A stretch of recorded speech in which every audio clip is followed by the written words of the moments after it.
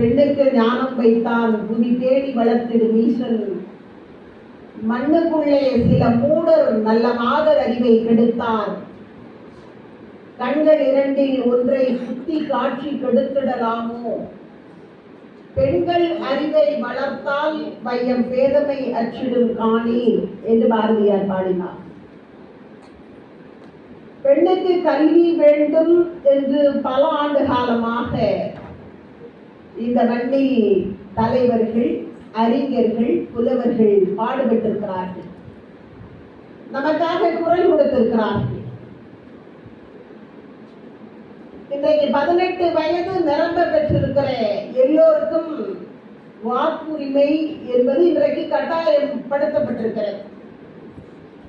100 ஆண்டுகளுக்கு முன்னால் பெண்களுக்கு ஓட்டுரிமை உண்டான கிடையாது.